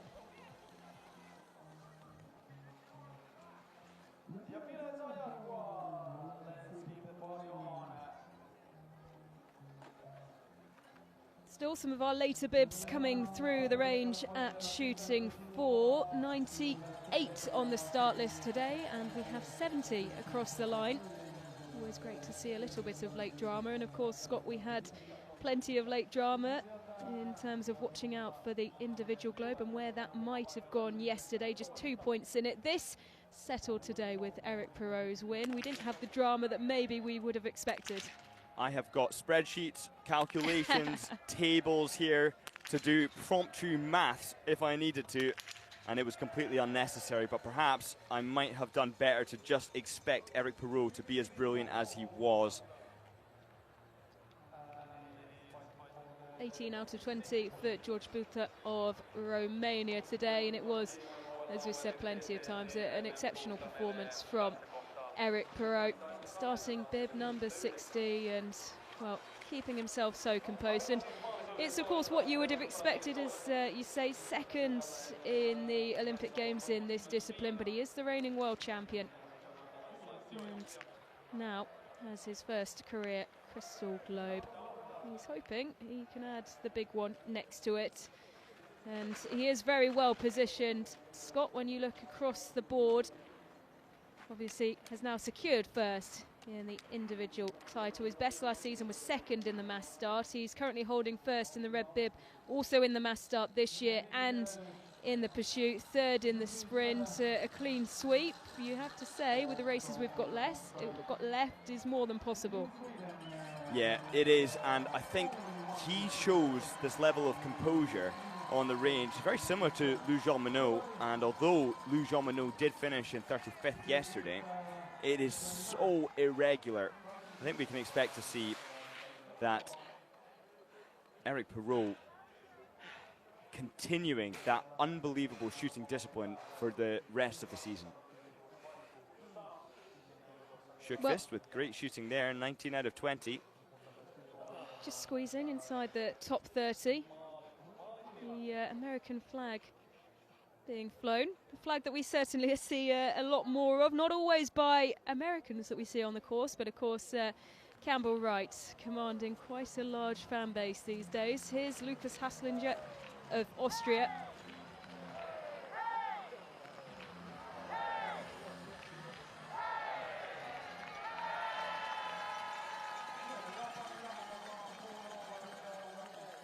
There definitely is a different vibe around these evening races and night races. Scott, when you're an athlete, what was your preference?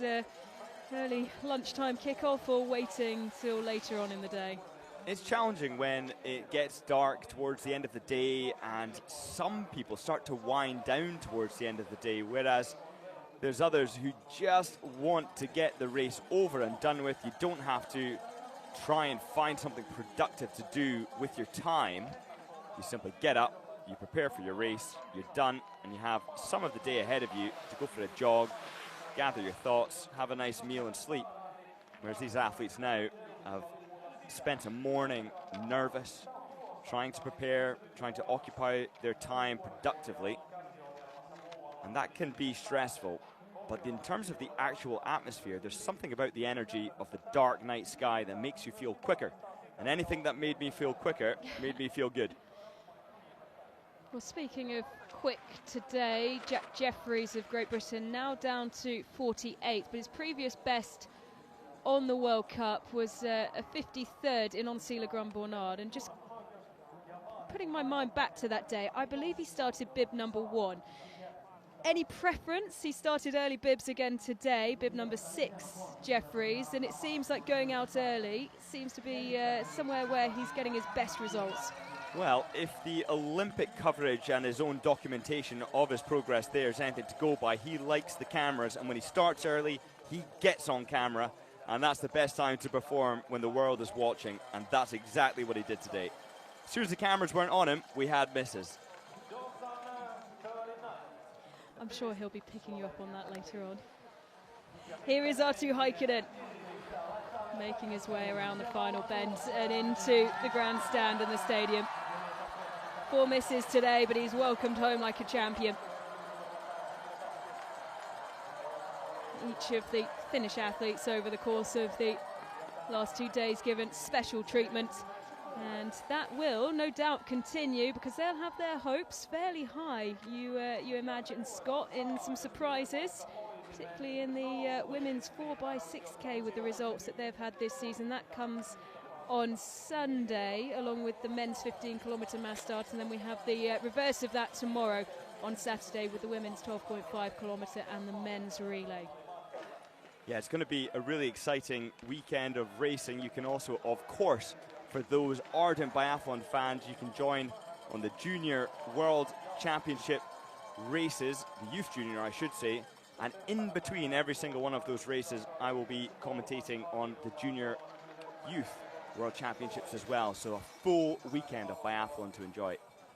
And I think you'll have to split screen it, to say the least, because the para-biathlon kicks off tomorrow as well. 2 weekends of para-biathlon, which I know in certain territories will be broadcast on Eurovision Sport as well. So stay across it all. Plenty of excitement to come. Medals to be decided at world level, World Cup level, and of course Paralympic level as well over the course of the weekend. Here's Rene Zachner of Estonia, looking for a good finish today. 18 out of 20, and of course it is Estonia where we travel to next on the World Cup. Otepää as their World Cup, acting as well as a trial run for the World Championships next year. 237 races under the belt for Rene Zachner. He's experienced, he's a fantastic athlete. You have to rewind the clock a long time to his gold medals at the junior categories. But this man is a machine and a fighter, now in 28th. What big a character. Thumbs up, big thumbs up in the love heart there as well, in the same way that of course we saw the inspiration for Dorothea Vera, and we know her time on the World Cup now ended, but just let Rene Zachner have his moment with the cameras. How much of a motivation will it be for Rene Zachner and the Estonian team, who we've spoken about youngsters? They have a really promising young team, particularly on the relay, a record-equaling 4th place finish in Ruhpolding not so long ago on the men's side. How much of a big inspiration will the World Championships in Otepää next season be? Well, I think the development and the investment in the younger age categories and the development categories, where there is money, there is naturally some form of motivation. And I think that is the way that a lot of nations see growth, is the investment from finances, and then there's a sense of hope, because athletes can sometimes see the future and the lack of investment as an indication that, well, hey, if I'm not going to get the money, then how can I perform to a top level? Whereas the door becomes slightly ajar when the funding comes in, even incrementally, and I think that Estonians have a bright future ahead of them. A silver and a bronze already at the Youth Junior World Championships, and there could be more to come. Of course, it was Switzerland who held our last World Championships for the first time as a combined men's and women's event. They did so previously back as an individual gender event way back when. And Dajan Danusa of Switzerland across the line always has a big smile on his face. I think if there was an award for most engaging character across the World Cup, he would be well up there. Yeah, I often thought about alternative awards when I was finding myself in the back 80s and 90s. Could there be an award for he who suffered the most? Because I'm sure I would have got that one every time. He who comes from a nation with the least snow probably wouldn't be too far away on. He who should be pitied. But now, Simbal, absolutely fantastic. 1-1-1-1, consistency, but 9 minutes and 13.7 back. He will undoubtedly be ever so slightly disappointed with that. And just behind his compatriot, Schenko, with one missed viewer.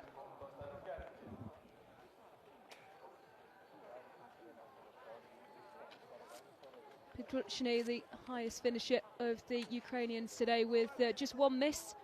16th he finished after starting bib 19. Well, I had my hopes today on the Germans to do well and not to out myself, but the best result, 5th, and then you have to go down quite a way to Fracture in 26th and Fund in 29th. So not a great day for Germany. Well, of course, this is the discipline where those mistakes prove so costly. 1 minute added on for every miss, so that was 3 minutes to the race time of Vasyl Zashev. Does fall inside the top 50 though.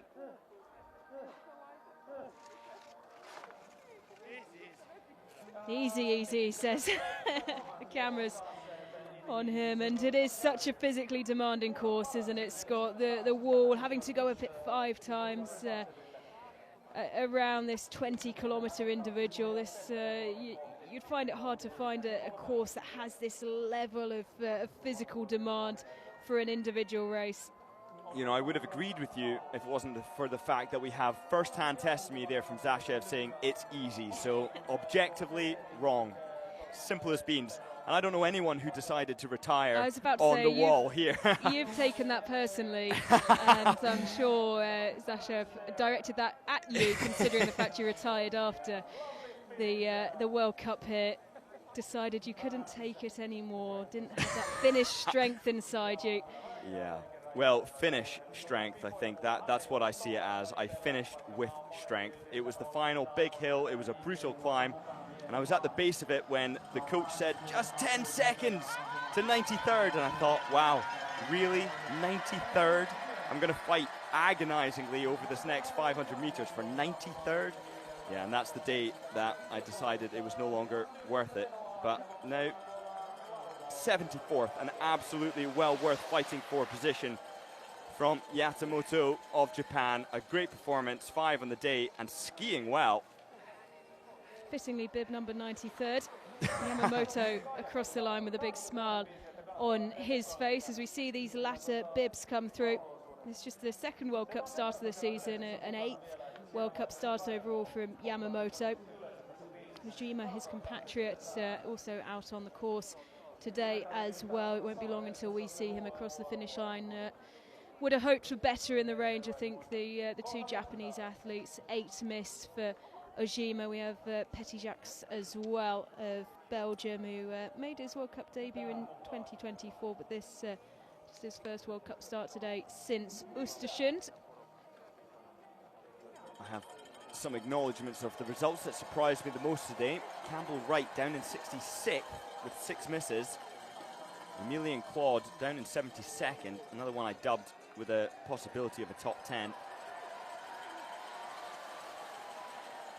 Ujima across the line in 90th, owing to those 8 misses.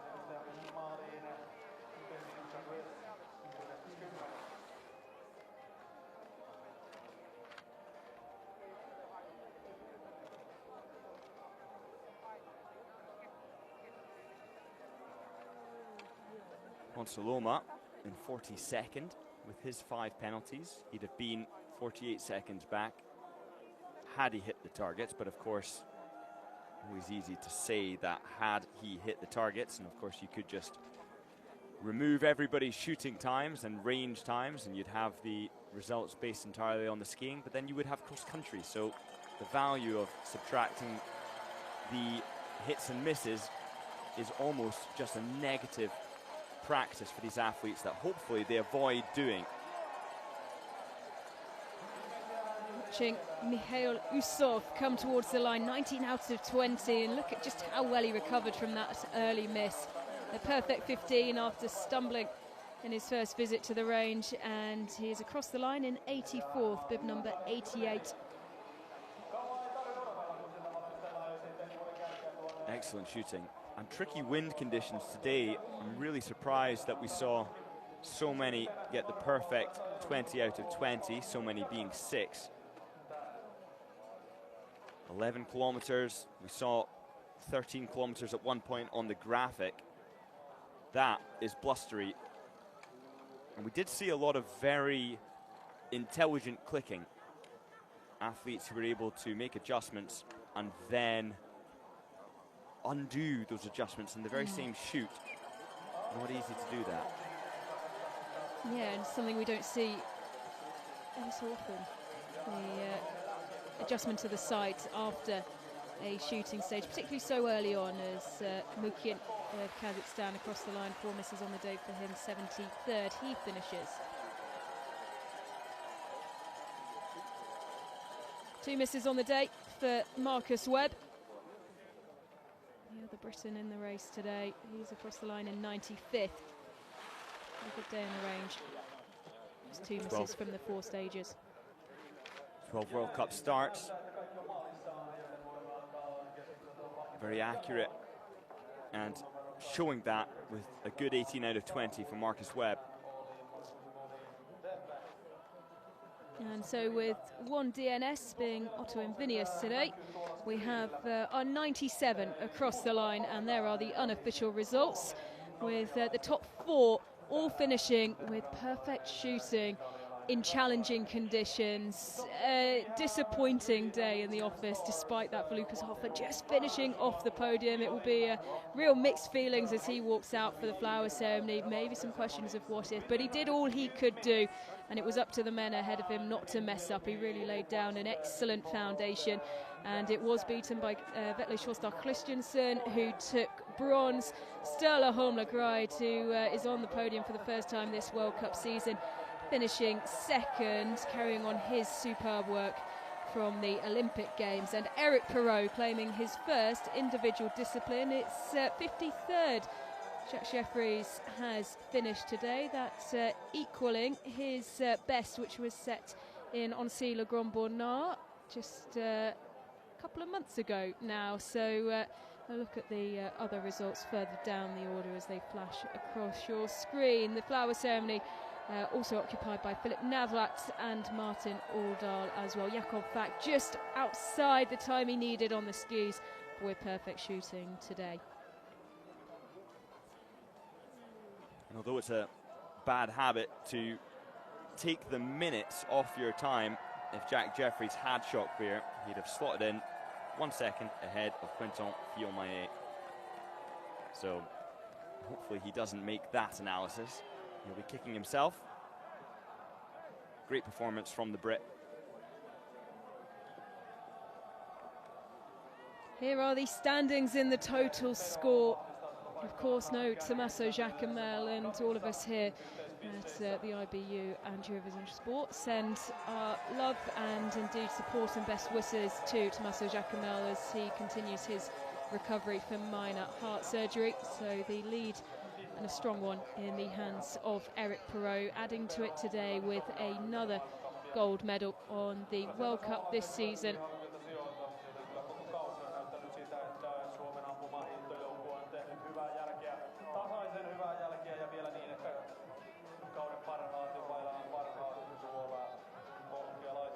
So a 3rd win in this discipline and his first discipline globe. Eric Perrault victorious here in Kontiolahti, the final 20-kilometre race of the season.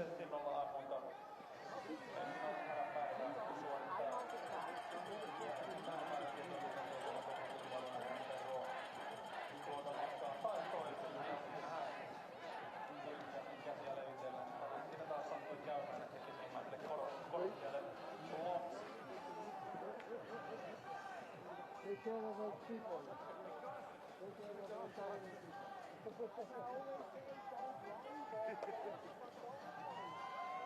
have first from France? Yes, we do.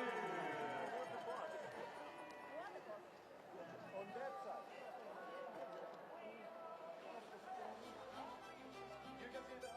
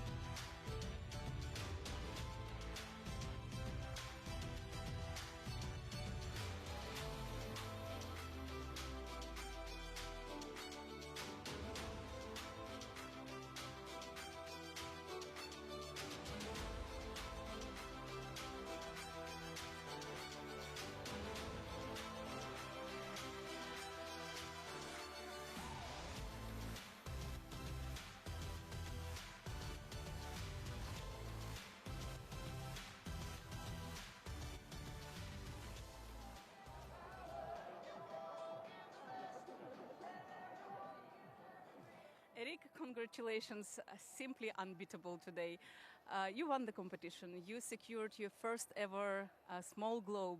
Doing it in this beautiful yellow and red bib, how special it is and what do you feel right now? It was so good to take the bib on before the race. That was the first time I could take with both colors, so I was really proud and I was also really focused, of course, on the race. I knew that I had to shoot 20 out of 20 if I wanted to have a chance to fight for the globe, for the individual. So yeah, that was the main goal of the day, focusing on the shooting, and I'm really happy that I did a good one. So on the track also the shape was good, so I really enjoyed my race. I gave it all and it was a really good result at the end. But at the finish we saw that you were celebrating and seemed like it meant really quite a lot to you. What was the toughest today, both mentally and physically? And that's a good question. Of course, when you are wearing this beautiful jersey, you want to make it great, especially with the red one with the individual globe. I knew it gonna be tough with Johan Olav. He's a really great opponent, so mentally I knew that I had to clean and to do a good race, so that was challenging. But after, I don't know, on the track you have to challenge yourself every second, so it was tough, but I'm really happy that it went the right way. It was also the perfect way, so congratulations again. Thank you so much. A first discipline globe, a first individual globe for Eric Perrault. And you can see just how much it meant to him in that interview there. Scott, any lines that you picked up on in particular? It's the way he speaks about his performances that I love. It's his mentality. He talks about knowing that he needed to hit 20 out of 20, and that knowledge can be crippling for so many. And what he manages and does so well is to retain the process that works time and time again, despite having those thoughts coming in his mind at probably the most distracting time. So it's the way that he thinks and how he speaks that fascinates me. And there are the standings, confirmation of them in the individual score. Won for the first time by Eric Perrault. And the odds would be pretty good for him to extend that trophy cabinet.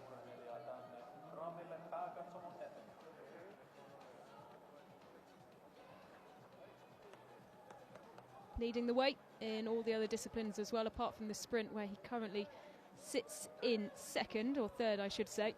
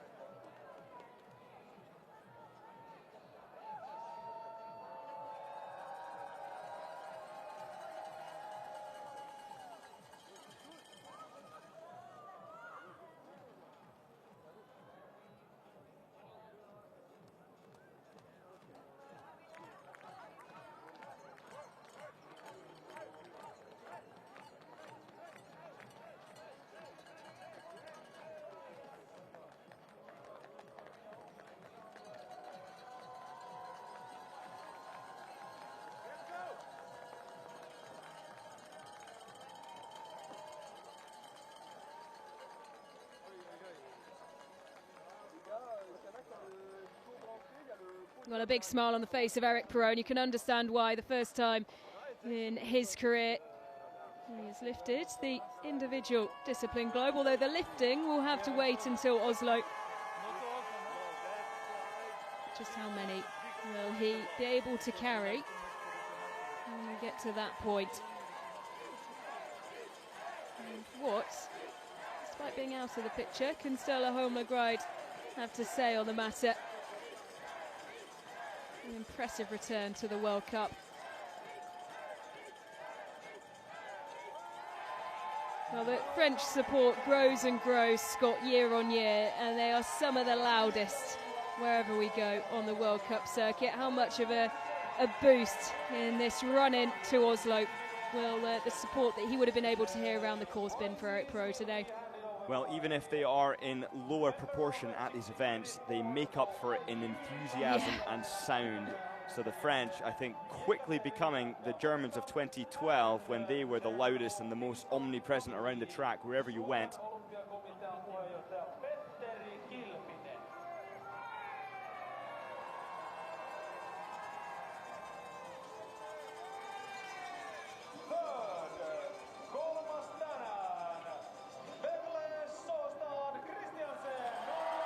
Norway take bronze and silver medals, and it's Vetle Sjåstad Christiansen. Perfect shooting today, good out on the skis as well, who has the bronze medal hung around his neck.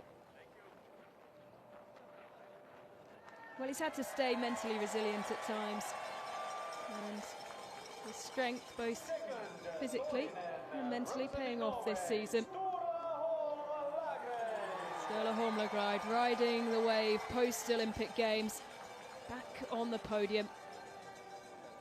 He's had to wait for it. The silver medal hung around his neck. He couldn't make the dream return and secure the gold medal. It was Eric Perron who had one thing on his mind.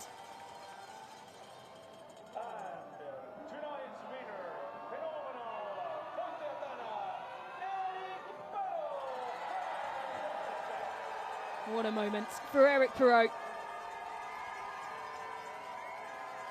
World champion in the individual. And now adds that discipline globe to his cabinet. A discipline where he shines, of course, taking the silver medal at the Olympic Games and indulging the French crowd, who no doubt will support him all the way through to Oslo.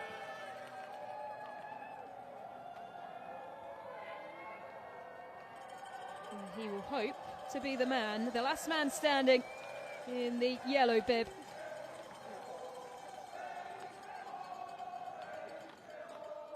Well, his name being chanted there, Scott, and you can see just how much it means to him. He's had plenty of these moments over the course of the last year or so, but it still means the most, and a lovely moment between him and Lucas Hoffer there as well. One of my favourite photos of the Olympics was him standing up over the barrier to his dad, who was grasping his face, and he was in tears, of course. Perron, Eric Perron. What a beautiful sight and moment that was.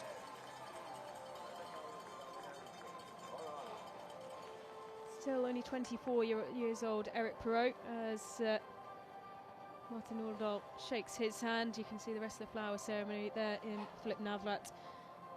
Martin Oldal, and of course so close to adding a first full-length individual to his medal collection, Lucas Hoffer.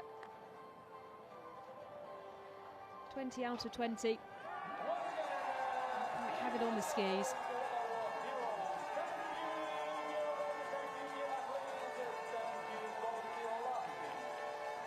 Well, one down. Just how many can he add to the collection? Eric Perron in fine form, leading the way on the total score, the pursuit score, the mass start score. Slightly off the pace in the sprint. Can he make it a clean sweep by the time we get to Oslo? We will be back tomorrow for the mass start for the women. 12.5 kilometres starting at 1:40 Central European time, followed on by the men's relay, and we hope you can join us then here on Eurovision Sport.